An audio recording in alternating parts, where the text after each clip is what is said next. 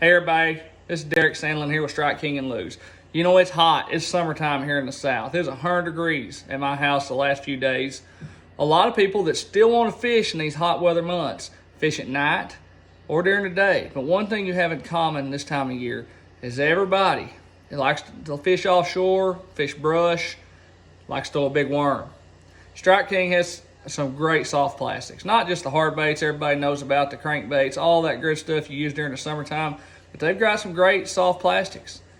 10-inch Thumper worm, I'll be honest with you, you don't have to do anything to this worm right out of the package.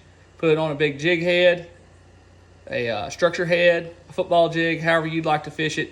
It's great straight out of the package. The Anaconda worm, 10-inch Anaconda worm. This is a plum colored one. That's how they come out of the package. They've got this little keeper here in the center, keeps the head and the tail together, helps with packaging, makes the worm, lay in there straighter. This worm's been around for a while.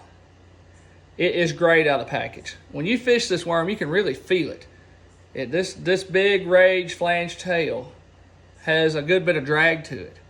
It's almost kind of like fishing a football jig with a rage crawl trailer on it. It has that sort of feel to it for me. But I'm going to show you a little modification you can make to this worm. Not just out of the package great, but something you can do to make it a little more finessey and closer in relation to like a standard ribbon tail worm.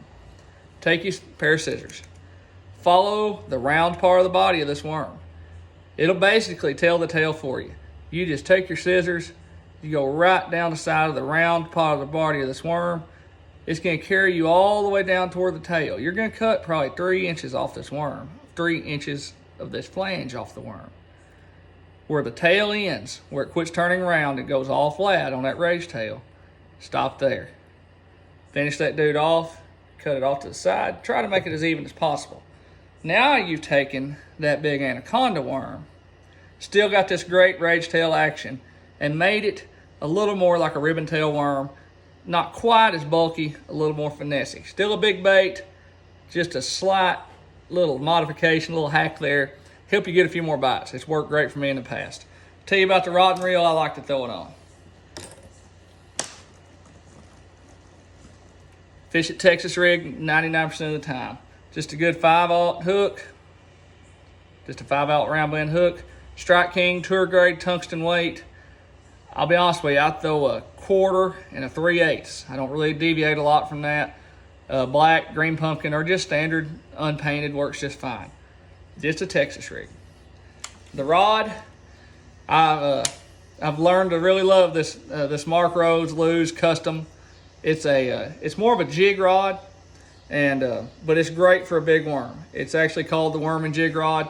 It is great for a 10-inch worm. Great for a football jig too. That's what it's designed for. Custom 2.0 reel, 7.5 to 1. 20-pound Strike King Contra fluorocarbon. Just real quick here, I'll take one of these worms. Not everybody's rigged up a Texas rig before. And these Strike King worms, it's simple to line up. They got eyes on top. So you go right through the bottom, rig that dude down. I'm gonna say a little over 1/2 inch. Bring him out the top. Very simple. You got your head lined up. You keep everything lined up here. Bring it down. And I like to bring mine through and text pose it. Just like that. So there you go, everybody.